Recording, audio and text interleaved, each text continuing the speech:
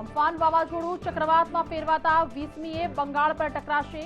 આગામી 12 કલાકમાં વાવાઝોડું ભયાનક બનવાની આગાહી। રાજ્યમાં સીએમ રૂપાણીની અધ્યક્ષતામાં જિલ્લા કલેક્ટરો સાથે થશે વિડીયો કોન્ફરન્સ। બપોર બાદ નવા નિયમની જાહેરાત બાદ આવતીકાલથી લોકડાઉન 4નો થશે અમલ। કોરોનાનું સંક્રમણ અટકાવવા દેશભરમાં આજથી 31 મે સુધી લોકડાઉન 4નો અમલ શરૂ। કન્ટેનમેન્ટ ઝોનમાં કોઈપણ પ્રકારના કામકાજને ના અપાઈ મંજૂરી। પાટણમાં 7 અને વાપીમાં કોરોનાના નવા 2 કેસ પોઝિટિવ, તો રાજ્યમાં કુલ કેસનો આંક 11,380 પર પહોંચ્યો। દેશમાં છેલ્લા 24 કલાકમાં કોરોનાના રેકોર્ડ બ્રેક 5,049 નવા કેસ, તો વિશ્વમાં કુલ દર્દીઓની સંખ્યા 47 લાખને પાર। ઉનાના જુડવડલી ગામની સીમમાં સિંહ પરિવારના ધામા 4 બાળ સિંહ અંતર જાળવીને બેઠેલા ડ્રોન કેમેરામાં થયા કેદ।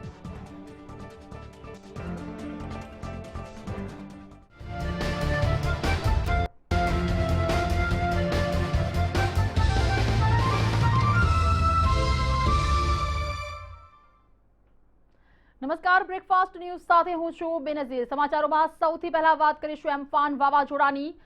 તો અમ્ફાન વાવાઝોડું ચક્રવાતમાં ફેરવાયું છે। જે રીતે અહેવાલ પ્રાપ્ત થઈ રહ્યા છે અમ્ફાન વાવાઝોડાને લઈને 20મી મેએ બંગાળ પર આ વાવાઝોડું ટકરાશે। તો ઓડિશામાં એનડીઆરએફની 10 ટીમો કામે લાગી છે, કારણ કે ચક્રવાત છે તે ધીરે ધીરે આગળ વધી રહ્યું છે અને આ જ વાવાઝોડું હવે ચક્રવાતમાં ફેરવાઈ ચૂક્યું છે।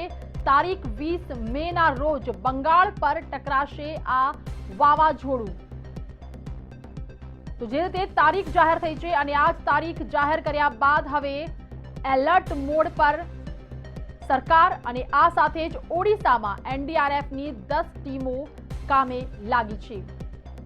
તો અગાઉ પણ જે રીતે તમામ વાવાઝોડા ભારત પર ત્રાટક્યા છે, ભારતના અલગ અલગ રાજ્યો પર ત્રાટક્યા, ત્યારની સ્થિતિને જોતા હવે તંત્ર કોઈ પણ પ્રકારનું રિસ્ક લેવા નથી માંગતું। સરકાર દ્વારા તમામ તૈયારીઓ, તમામ પૂર્વ તૈયારીઓ પૂરજોશમાં ચાલી રહી છે અને તેના જ ભાગરૂપે ઓડિશામાં એનડીઆરએફની 10 ટીમો અત્યારે કામે લાગી ગઈ છે।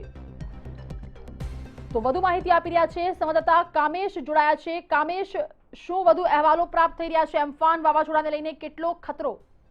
બિલકુલ બેન સર, આપને જણાવ્યું હતું કે પશ્ચિમ બંગાળની ખાડીમાં ઉઠેલા જે વાવાઝોડું અમ્ફાન જે છે તે અત્યારે ચક્રવાતના સ્વરૂપે આકાર લઈ રહ્યું છે અને કહી શકાય કે આ તોફાન જે છે ઓરિસ્સા અને પશ્ચિમ બંગાળના દરિયાકાંઠે ત્રાટકવાની આશંકા છે, જેને લઈને ઓરિસ્સા સરકારે 12 દરિયા કિનારાના જિલ્લાઓમાં હાઈ એલર્ટ જાહેર કરી દીધું છે। આ ઉપરાંત મહત્વની જો વાત કરવામાં આવે તો વાવાઝોડાને પગલે વાવાઝોડું ધીરે ધીરે સક્રિય થઈ રહ્યું છે ને તેને લઈને કહી શકાય કે આ અમ્ફાન વાવાઝોડું ખતરનાક સ્વરૂપ ધારણ કરી શકે છે।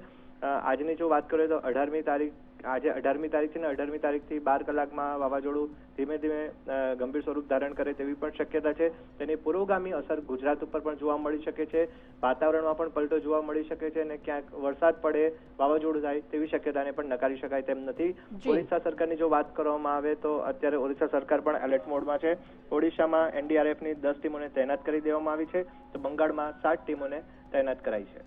જી કામેશ, ખૂબ ખૂબ આભાર તમામ માહિતી આપી તે બદલ। તો વાત ઓડિશા અને બંગાળની થઈ રહી છે અને અહીંયાનું તંત્ર એલર્ટ મોડ પર છે, કારણ કે 20 મેના રોજ અમ્ફાન વાવાઝોડું અહીં ત્રાટકે તેવા અહેવાલ પ્રાપ્ત થઈ રહ્યા છે।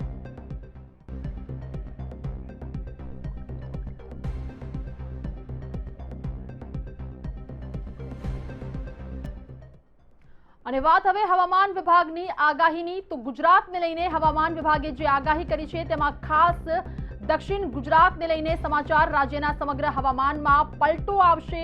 દક્ષિણ ગુજરાતમાં વરસાદની આગાહી કરવામાં આવી છે। તો આગાહી હવામાન વિભાગે કરી છે। આવતીકાલે હળવાથી ભારે વરસાદની આગાહી દક્ષિણ ગુજરાતમાં। હવામાન વિભાગ તરફથી તમામ સમાચાર। ઉત્તર ગુજરાત, સૌરાષ્ટ્ર તેમજ કચ્છમાં હીટ વેવની આગાહી, પરંતુ દક્ષિણ ગુજરાતમાં વરસાદની આગાહી। 3 દિવસ હીટ વેવની હવામાન વિભાગની આગાહી કરવામાં આવી છે। તો સમગ્ર રાજ્યમાં હવામાનમાં પલટો આવશે, ક્યાંક હીટવેવ તો ક્યાંક વરસાદ। વધુ માહિતી આપી રહ્યા છે સંવાદદાતા આયુષી અમારી સાથે જોડાયા છે।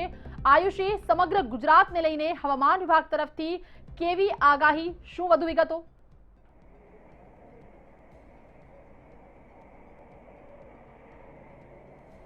બેનઝીર, જે રીતે એક અમ્ફાન સાયક્લોન છે બંગાળની ખાડીમાં સક્રિય થયું છે, જે લો પ્રેશર સિસ્ટમ હતી જે ડિપ્રેશનમાં પરિવર્તિત થઈ ડીપ ડિપ્રેશનમાં, અને ત્યારબાદ હવે તેને એક સાયક્લોનનું સ્વરૂપ લઈ લીધું છે, જેના કારણે સમગ્ર દેશમાં જે વાતાવરણમાં પલટો છે તે આવવાનો છે. સાથે જ જે રીતે આ વર્ષે જે ચોમાસું છે તે પણ હવે વિધિવત રીતે શરૂ થવાનું છે, જેને લઈને બંગાળની ખાડીમાં અને અરબી સમુદ્રમાં જે લો પ્રેશર સિસ્ટમો છે તે પણ હવે તૈયાર થઈ ગઈ છે. ત્યારે જે આગામી 5 દિવસની વાત કરીએ તો ગુજરાતના અલગ અલગ ભાગોમાં અલગ અલગ પ્રકારનું વાતાવરણ રહેવાનું છે, જેમાં ખાસ કરીને દક્ષિણ ગુજરાતની વાત કરીએ તો દક્ષિણ ગુજરાતમાં વરસાદની આગાહી કરી છે. ગાજવીજ સાથે જે મધ્યમ વરસાદ છે તે પડી શકે છે. ત્યારે ઉત્તર ગુજરાત અને મધ્ય ગુજરાત માટે હીટ વેવની આગાહી કરવામાં આવી છે. જે રીતે આખું સાયક્લોન સક્રિય થયું છે તેના કારણે રાજ્યમાં આજે વાતાવરણમાં પલટો સર્જાવાનો છે. સામાન્ય રીતે અત્યારના દિવસોમાં કાળઝાળ ગરમી પડતી હોય છે, તાપમાનનો પારો 45 ડિગ્રી સુધી પહોંચી જતો હોય છે, પરંતુ જે રીતે આ સાયક્લોન એક્ટિવેટ થયું છે અને જે લો પ્રેશર સિસ્ટમો બની રહી છે તેના કારણે વરસાદી વાતાવરણ સર્જાઈ જવાનું છે. દક્ષિણ ગુજરાતની વાત કરીએ તો સુરત, વલસાડ, નવસારી, ડાંગ જે સહિતના તમામ જે વિસ્તારો છે ત્યાં વરસાદ છે તેની શહેરોમાં વરસાદની આગાહી કરવામાં આવી છે. એટલે કે આ જગ્યાઓ પર વરસાદ પડશે, ગાજવીજ સાથે ભારે વરસાદ પડશે, અને સાથે જે સમુદ્ર વાળા શહેરો આવેલા છે કે જે દરિયાકાંઠા આવેલા છે ત્યાં પણ એક પ્રકારે એલર્ટ આપવામાં આવ્યું છે, કારણ કે આ જે સિસ્ટમ છે લો પ્રેશર સિસ્ટમ એક અરબી સમુદ્રમાં પણ સક્રિય થઈ રહી છે, કે જે ચોમાસું છે વિધિવત રીતે તેનો પ્રારંભ જે થવાનો છે તે પૂર્વે જે રીતે સિસ્ટમ છે તે બની ગઈ છે. એટલે કે હવે વાતાવરણમાં જે પલટો છે આગામી 5 દિવસ માટે આવવાનો છે. હીટ વેવની આગાહી ઉત્તર ગુજરાત, મધ્ય ગુજરાતમાં કરવામાં આવી છે. તાપમાનનો પારો 41 થી 42 ડિગ્રી આસપાસ રહેવાનો છે, એટલે કે યલો એલર્ટ આપવામાં આવ્યું છે. પરંતુ જે રીતે આ અમ્ફાન સાયક્લોન છે તેના કારણે ક્યાંક ને ક્યાંક ચિંતામાં વધારો થયો છે. એક તરફ દેશમાં કોરોના વાયરસનો કહેર છે તો બીજી તરફ આ પ્રકારે જે એક ચક્રાવત છે તે એક્ટિવેટ થયું છે, જેના કારણે જે બંગાળ, ઓડિશા અને બંગાળમાં ખૂબ જ એલર્ટ છે તે આપી દેવામાં આવ્યું છે. એનડીઆરએફની ટીમોને પણ સ્ટેન્ડ બાય રાખી દેવામાં આવી છે. જે આ ચક્રાવત છે તેની હાલની પોઝિશન જોઈએ તો તે ભુવનેશ્વર તરફ એક્ટિવેટ છે. હવે ધીરે ધીરે તે આગળ વધી રહ્યું છે અને માનવામાં આવી રહ્યું છે કે આગામી 48 કલાકમાં તે બંગાળ અને બાંગ્લાદેશની વચ્ચે ટકરાશે અને ખૂબ જ તબાહી મચાવનારા ચક્રાવાત હોઈ શકે છે, કારણ કે તેની ગતિ ખૂબ તેજ છે. અત્યારે ખૂબ જ સ્પીડમાં તે આગળ વધી રહ્યું છે, જેના કારણે અત્યારથી જ બંગાળમાં જે વાતાવરણનો પલટો છે તે સર્જાઈ ગયો છે અને તેની અસર સમગ્ર દેશમાં જોવા મળી રહી છે. જો અમદાવાદની વાત કરીએ તો અમદાવાદમાં પણ ગઈકાલે જે સામાન્ય વાદળછાયું વાતાવરણ છે તે જોવા મળી રહ્યું હતું. ગુજરાતમાં પણ આના કારણે અસર છે તે જોવા મળી જ રહી છે, અને જે વાતાવરણ છે તેમાં પલટો સર્જાવાનો છે, અને તેમાં પણ દક્ષિણ ગુજરાત છે તેમાં હવે ગાજવીજ સાથે આવતીકાલથી વરસાદ છે તે શરૂ થઈ શકે છે. ખેડૂતો માટે કેટલી ચિંતા, કારણ કે 4 થી 5 દિવસની આગાહી છે હવામાન વિભાગ તરફથી.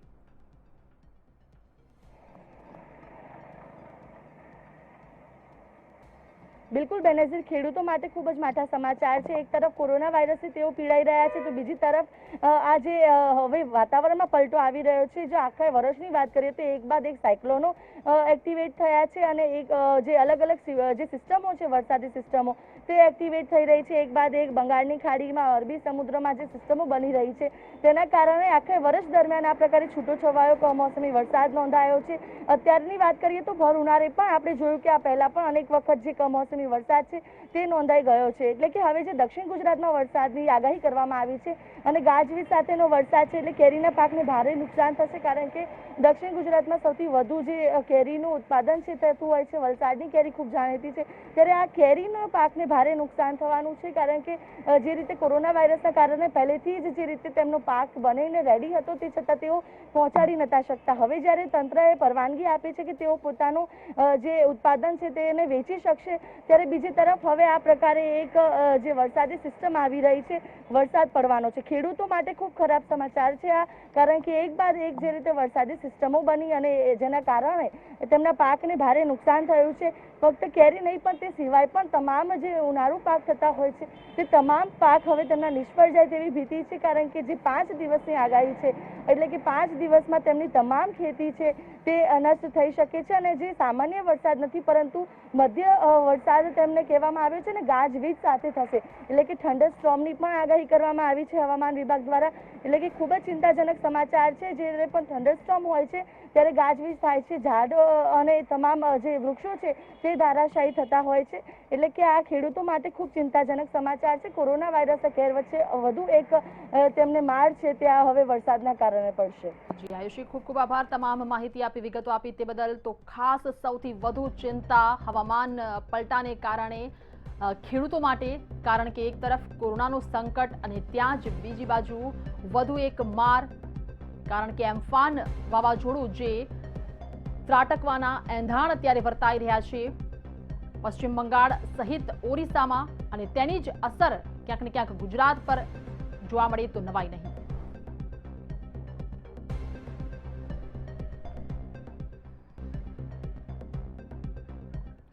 તો જે રીતે સમગ્ર ગુજરાતમાં હવામાન વિભાગે આગાહી કરી છે, વાતાવરણમાં પલટાની, ક્યાંક હીટવેવની આગાહી કરી છે તો ક્યાંક વરસાદની આગાહી, અને આ જ આગાહીને પગલે અત્યારે વાતાવરણમાં પલટો પણ જોવા મળ્યો છે. પાટણની વાત કરવામાં આવે, પાટણમાં હળવાથી ભારે વરસાદ વરસી રહ્યો છે, સાથે જ અરવલ્લીમાં પણ કાળા ડિબાંગ વાદળો જોવા મળી રહ્યા છે. તો બનાસકાંઠામાં પણ ભીતિ સેવાઈ રહી છે વરસાદની. તો આ તરફ સાબરકાંઠામાં પણ વાતાવરણમાં અચાનક પલટો આવતા અહીંનો ખેડૂત પણ ચિંતિત બન્યો છે. તો 4 અલગ અલગ દ્રશ્યો, પાટણ, અરવલ્લી, સાબરકાંઠા અને બનાસકાંઠામાં વાતાવરણમાં પલટો થતા સૌથી મોટી ચિંતા ખેડૂતોને.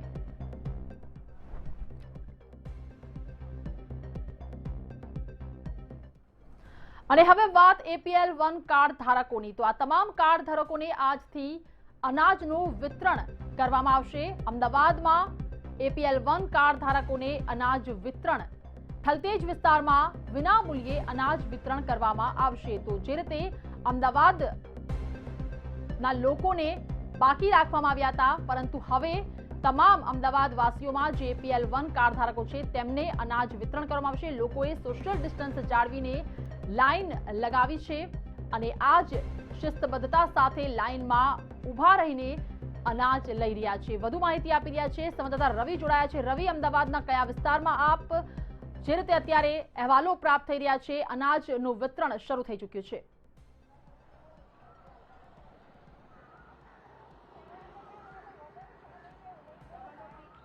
બિલકુલથી જો વાત કરવામાં આવે તો મંતવ્ય ન્યૂઝની ટીમ અમદાવાદ ખાતે આવેલા થલતેજ વોર્ડમાં પહોંચી હતી. જો વાત કરવામાં આવે તો જે પ્રમાણે રાજ્ય સરકાર દ્વારા જે નિર્ણય લેવામાં આવ્યો હતો કે અમદાવાદમાં જેટલા પણ APL ધારકો છે તે APL ધારકોને 18 તારીખથી લઈને 23 તારીખ સુધીમાં જે રાશન છે તે રાશન વિનામૂલ્યે આપવામાં આવશે. જો વાત કરવામાં આવે તો 10 કિલો ઘઉં, 3 કિલો ચોખા, 1 કિલો દાળ અને 1 કિલો ખાંડ છે તે વિનામૂલ્યે જે APL ધારકો છે તેને આપવામાં આવશે. અત્યારે હાલ મંતવ્ય ન્યૂઝની ટીમ છે તે થલતેજ ખાતે પહોંચી છે.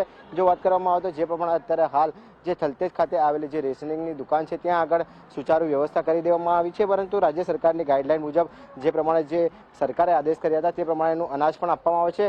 જે રેશનિંગના માલિક છે તે પોતે અત્યારે હાલ સોશિયલ ડિસ્ટન્સનું પાલન કરી રહ્યા છે. હાથમાં ગ્લોવ્સ, મોજા અને સેનિટાઇઝેશનનો પણ ઉપયોગ કરવામાં આવે છે. જેટલા પણ ગ્રાહકો આવે છે, જે લોકો આવે છે તેમને પણ સોશિયલ ડિસ્ટન્સનું પાલન કરવાનું સ્પષ્ટપણે કહેવામાં આવ્યું છે. સાથે સાથે પોલીસનો પણ બંદોબસ્ત અહીંયા મૂકી દેવામાં આવ્યો છે. જો વાત કરવામાં આવે તો જે પ્રમાણે જે APL ધારકો છે તે APL ધારકોને જે પ્રમાણેનું જે અનાજ વિતરણની વ્યવસ્થા જે કરવામાં આવી છે, 10 કિલો જેટલા ઘઉં છે, 3 કિલો ચોખા છે, 1 કિલો ખાંડ છે અને 1 કિલો ચણાની દાળ સુધીનું જે વ્યવસ્થા છે તે કરવામાં આવી છે. આપણે જે APL જે દુકાનના માલિક છે તેમને જ પૂછવાનો પ્રયત્ન કરીશું, કેવા પ્રકારની વ્યવસ્થા કરવામાં આવી છે? સરકારશ્રીની સૂચના મુજબ દરેક વ્યક્તિને અમે સેનિટાઈઝ કરીને દુકાનમાં બોલાવીએ છીએ. પછી અમને 10 નોન NSFE APL1 કાર્ડ ધારકને 10 કિલો ઘઉં, 3 કિલો ચોખા, 1 કિલો દાળ તથા 1 કિલો ખાંડ દરેક વ્યક્તિને મળે એવી વ્યવસ્થા કરી છે અને તૈયારી બી રાખી છે એ રીતે, અને દરેક વ્યક્તિને માલ ટાઈમસર મળી જાય એ રીતે. બિલકુલથી જે સસ્તા અનાજની દુકાનવાળા જે હતા તેમને સ્પષ્ટપણે કહેવું છે કે સરકારની ગાઈડલાઈન મુજબની તમામ વ્યવસ્થાઓ છે તે કરી લેવામાં આવી છે. જેટલા પણ જે નાગરિકો છે તે લોકોને જે નંબર પ્રમાણે છે, જે ઓડ ઇવન નંબર છે તે પ્રમાણે બોલાવવામાં આવે છે અને સરકારની ગાઈડલાઈન મુજબ અનાજનું વિતરણ કરવામાં આવે છે. જી, કોઈ પણ પ્રકારની તકલીફ ન થાય તેનું ખાસ ધ્યાન રાખવામાં આવશે, કારણ કે અગાઉ પણ જ્યારે અનાજ વિતરણ અલગ અલગ જિલ્લાઓમાં કરવામાં આવ્યું, ઘણી મુશ્કેલીઓનો સામનો લોકોએ કર્યો છે.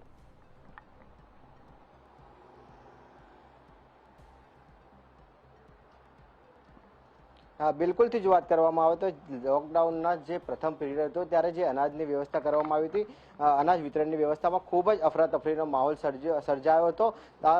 ઘણા દ્રશ્યો એવા પણ સામે આવ્યા હતા કે જે દુકાન છે તે દુકાન આગળ જ લોકોએ લોકડાઉનનું ઉલ્લંઘન કર્યું હતું. પરંતુ જે લોકડાઉન જે 4નો જે તબક્કો આજથી જ્યારે શરૂ થઈ રહ્યો છે, જે પ્રમાણે રાજ્ય સરકાર દ્વારા ગાઈડલાઈન આપવામાં આવી હતી તે પ્રમાણે જ અત્યારે હાલ જે રેશનિંગ દુકાન ધારકો છે તેમના દ્વારા વ્યવસ્થા કરી દેવામાં આવી છે. રેશનિંગ જે ધારકો છે તેમના દ્વારા જે લોકો છે તે લોકોને ફોન પણ કરવામાં આવે છે અને તે લોકોને નંબર પણ આપવામાં આવે છે અને નંબર પ્રમાણે બોલાવવામાં આવે છે, જેથી સોશિયલ ડિસ્ટન્સનું કોઈ પણ પ્રકારે ઉલ્લંઘન ના થાય. અને જો વાત કરવામાં આવે તો જેટલા પણ લોકો આવે છે તે લોકોને સ્પષ્ટપણે કહેવામાં આવે છે કે તે લોકોએ માસ્ક પહેરવું ફરજિયાત છે. જો માસ્ક પહેર્યા વગર આવશે તો તે લોકોને પણ રેશનિંગનું જે અનાજ છે તે અનાજ આપવામાં નહીં આવે.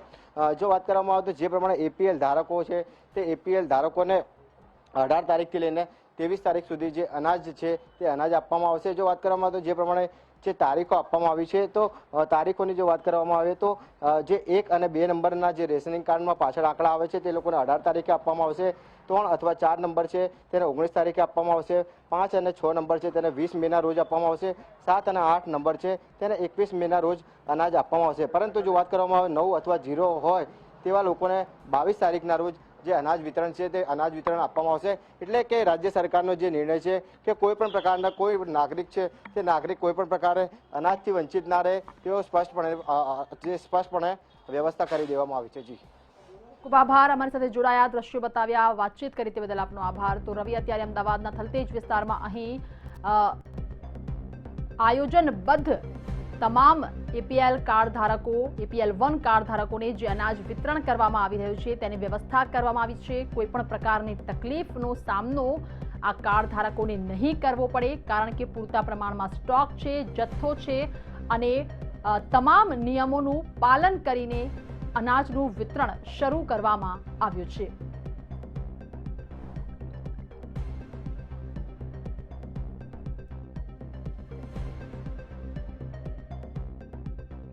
એપીએલ 1 કાર્ડ ધારકોને અનાજ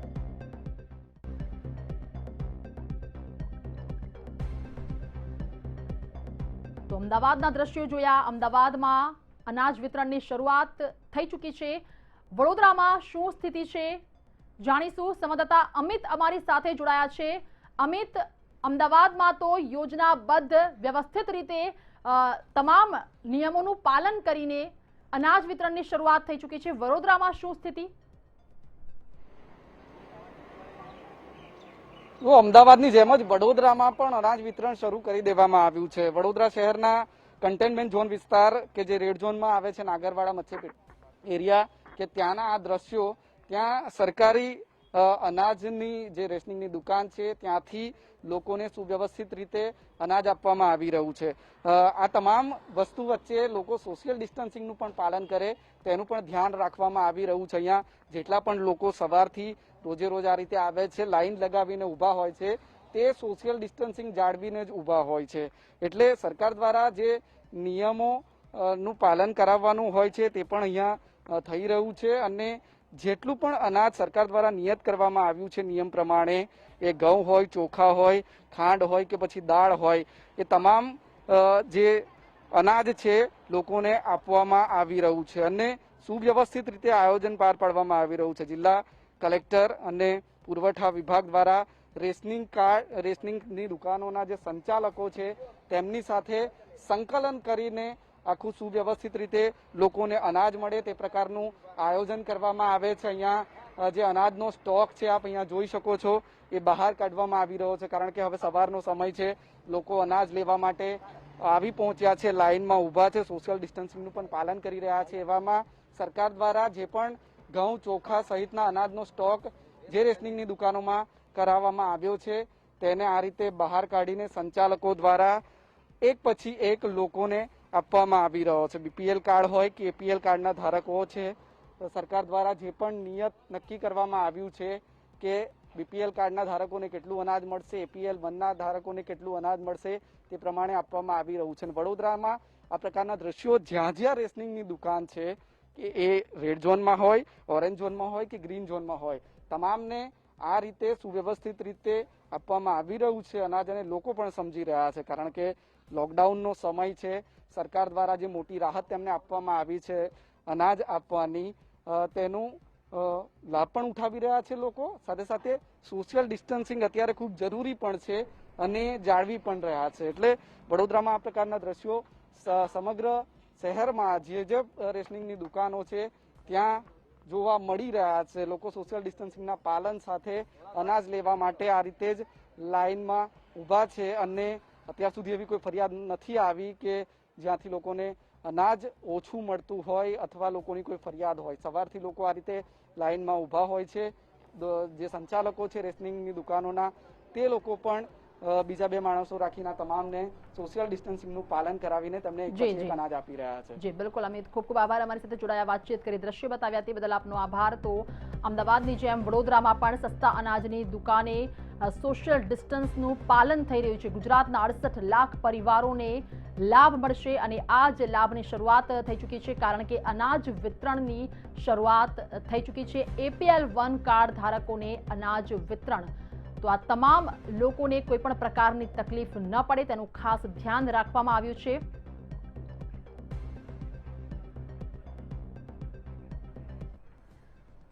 તો અન્ય મહત્વના સમાચાર સામે આવી રહ્યા છે. અમદાવાદથી અતિ મહત્વના અહેવાલ પ્રાપ્ત થઈ રહ્યા છે. વાડજના કોર્પોરેટર વિવાદમાં સપડાયા છે. વાત છે અમદાવાદના વાડજ વિસ્તારની. અહીંના કોર્પોરેટર વિવાદમાં સપડાયા છે. લોકડાઉન પાસ પર પોતાનો સિક્કો માર્યો છે તેમણે. કોર્પોરેટર જિગ્નેશ પટેલે લોકડાઉનના પાસ ઇસ્યુ કર્યા છે. આવા પાસ ફક્ત કલેક્ટર કચેરીને ઇસ્યુ કરવાની સત્તા છે, પરંતુ અહીં આ કોર્પોરેટર જિગ્નેશ પટેલે લોકડાઉનના પાસ ઇસ્યુ કરતા સમગ્ર વિવાદ જે છે તે સામે આવ્યું છે. વાત અમદાવાદના વાડજ વિસ્તારની, અને વાડજના જ કોર્પોરેટર હવે વિવાદમાં સપડાયા છે. વિવાદમાં સપડાવવાનું માત્ર એક જ કારણ, પાસ ઇસ્યુ કરવાનો. ઉલ્લેખનીય છે કે આ પાસ ઇસ્યુ કરવાની સત્તા માત્ર ને માત્ર કલેક્ટર પાસે હોય છે, પરંતુ આ કોર્પોરેટરે પાસ ઇસ્યુ કરાતા તમામ વિવાદ બહાર આવ્યો છે.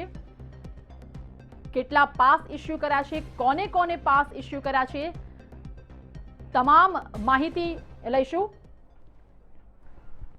તો ખુદ વાડજના corporator Jignesh Patel phone line પર ઉપસ્થિત છે.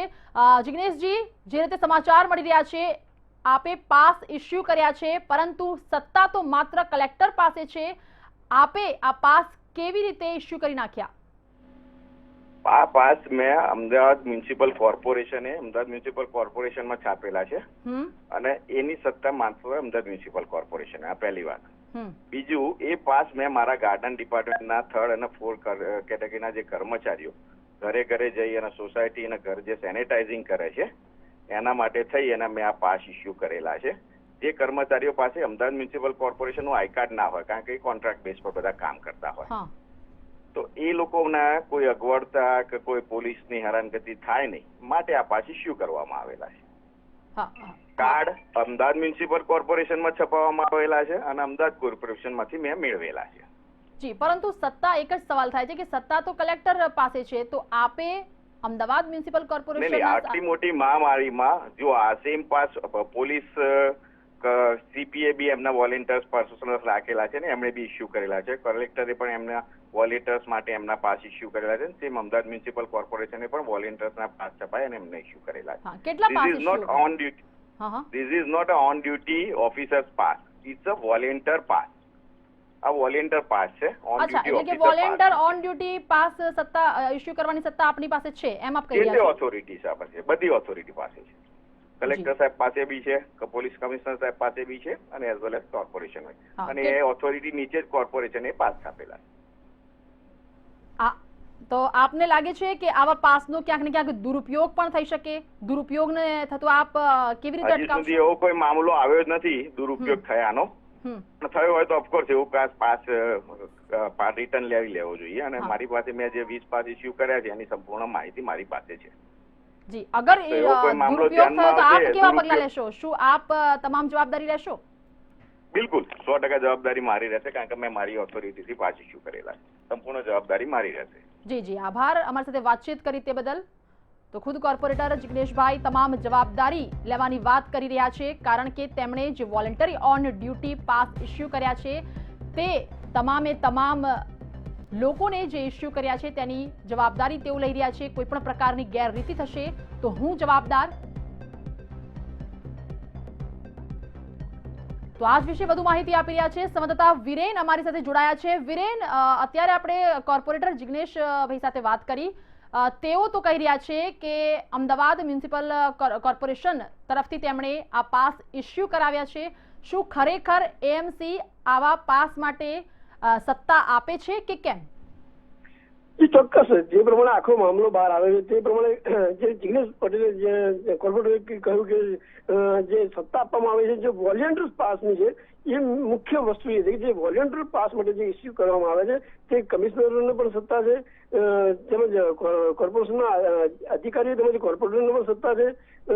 જે પ્રમાણે અમે વાત કરી તે પ્રમાણે જો વોલેન્ટિયરના જ પાસ હોય તો એ કદાચ એ સત્તા એમને આપવામાં આવી હોય, કારણ કે એ પોતે રિક્રિએશન કમિટીના ચેરમેન છે. ગાર્ડન એન્ડ હેરિટેજ વિભાગ એમના અંડરમાં આવે છે અને તેમના વિભાગમાં અંડરમાં આવતા જે કર્મચારીઓ છે તે હાલ કોરોનાની મહામારીને લઈને જે સેનિટાઈઝરની કામગીરી છે તેમાં રોકાયા છે, એટલે તેમને કોઈ અગવડ ના પડે તે માટે આ પાસ ઇસ્યુ કરવામાં આવે છે. ને તમે જે તમામ જે પાસ 20 જેટલા પાસ ઇસ્યુ કર્યા છે તે તમામની માહિતી એમની પાસે છે ને જે કંઈ પણ થશે કોઈ એવો બનાવ બને તો તેની સંપૂર્ણપણે જવાબદારી તેમની છે અને તેમણે પોતે સ્વીકાર્યું છે કે આ સત્તા મારી પાસે છે જે હું વોલેન્ટિયરને પાસ આપી શકું છું. જી બિલકુલ. લોકડાઉનમાં આવા પાસ ઇસ્યુ કરવાનો મતલબ શું? કારણ કે મંતવ્ય ન્યૂઝ પણ જે રીતે સળગતા સવાલો ઉભા કરી રહ્યો છે તેમાં એક આ અતિ ખાસ મહત્વનો સવાલ. ચોક્કસ આવી કોઈ મહામારી હોય, આવા કઈ આવી ઘટનાઓ જયારે બનતી હોય ત્યારે સરકાર દ્વારા હવે જે સત્તાઓ કદાચ આપવામાં આવતી હોય તેમજ તેમાં આ એક સત્તા હોઈ શકે. જે ચેરમેન છે જિગ્નેશ પટેલ તમે કહ્યું એમ કે આ પ્રકારના પાસ જે મેં પોતે નથી છપાવ્યા, કોર્પોરેશને છપાવ્યા છે અને કોર્પોરેશનમાંથી જ મેં મેળવ્યા છે, એટલે એવું કહી શકાય કે લીગલી કહી શકાય. પરંતુ ક્યાંક કોઈ બનાવ બને તો તેની જવાબદારી કોણ લે છે, કોર્પોરેશન કે કોર્પોરેટર? એ અતિ મહત્વનું છે. તેને લઈને જિગ્નેશ પટેલે તમામ જવાબદારી પોતે લેવાનું જવાબદાર એવું કહી શકે કે હાલ પૂરતો વિવાદ શમી ગયો છે. જી વિરેન, ખૂબ ખૂબ આભાર તમામ માહિતી આપી તે બદલ. તો જે રીતે સંવાદદાતા વિરેન જણાવી રહ્યા છે કે હાલ પૂરતું આ જે વિવાદ છે તે ક્યાંક ને ક્યાંક શમી ગયું છે, કારણ કે તેમણે જવાબદારી પણ લીધી છે અને એએમસી ની સત્તા હેઠળ આ પાસ ઇસ્યુ કરવામાં આવ્યા છે.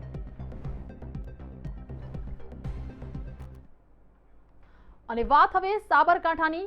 સાબરકાંઠા શાકભાજીનું હબ છે, પણ હાલમાં જે મહામારીના કારણે મુશ્કેલી આવી રહી છે તેના કારણે મબલક ઉત્પાદન છતાં ખેડૂત મૂંઝવણમાં મુકાયો છે.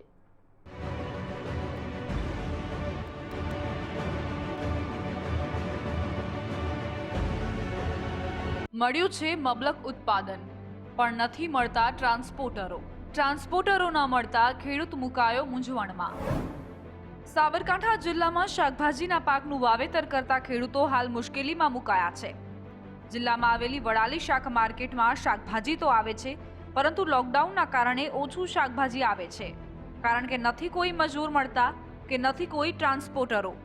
એટલું જ નહીં, ગ્રાહકો પણ નહિવત મળતા શાકભાજી બગડી રહ્યું છે. કોઈ લોકડાઉનનો ભાવ ના મળ્યો. વડાલી મોટો ઘન કહેવાય છે શાકભાજીનો, પણ તે શાકભાજી કોઈ લેતા નથી. 50 રૂપિયા પાઉચ લેતા નથી, કગડીને આપવું પડે છે. મૂકીને આવીએ તો કોઈ લેતું નહીં અને બધું આ નુકસાન જ છે. બધું માલ કઈ રીતના આગળ પહોંચાડવો એ બહુ વિકટ પરિસ્થિતિ આવી છે અને આજ તમે ફિલ્ડ જોઈ રહ્યા છો. આજે પરિસ્થિતિ ગંભીર પરિસ્થિતિના લીધે આજ આનામાં અમારે ગાયો ભેંસો જ પેલી કરવી પડી છે. એક બાજુ નવી સિઝનની વાવણીની તૈયારીઓ થઈ ચૂકી છે, તો બીજી તરફ હજુ ખેડૂતોના ઘરમાં ઉત્પાદન પડેલું છે. તો કેટલીક જગ્યાએ ખેડૂતોએ શાકભાજીના ઉત્પાદનના ખેતરોને ભેલાણ માટે મૂકી દેવા મજબૂર બન્યા છે. એટલું જ નહીં, શાકભાજીનું વેચાણ ન થવાના કારણે ખેડૂતો પાસે નાણાંની ભીડ સર્જાઈ છે. આગળ ટ્રાન્સપોર્ટ થતું નથી એટલે અહીંયાના વેપારી માલ લઈને કેટલું લઈ શકે? કારણ કે જે માલ લે લોકલ વેપાર કરવો પડે, અહીંયા છૂટક વેપાર કરવો પડે અને છૂટકમાં એટલો બધો અહીંયા માલ એટલો બધો જથ્થાબંધ માલ આવે છે કે અહીંયા લોકલમાં વેપાર કરવાથી માલ કોઈ પતી જાય છે નહીં. હાલમાં નાણાંની ભીડ હોવાથી ખેડૂત નવીન વાવણી માટે દવા, બિયારણ અને ખાતર ખરીદી કરવા માટે સક્ષમ નથી. ત્યારે હવે ખેડૂતોએ બમણો માર સહન કરવાનો વારો આવ્યો છે. સુરેશ થોરી, મંતવ્ય ન્યૂઝ, સાબરકાંઠા.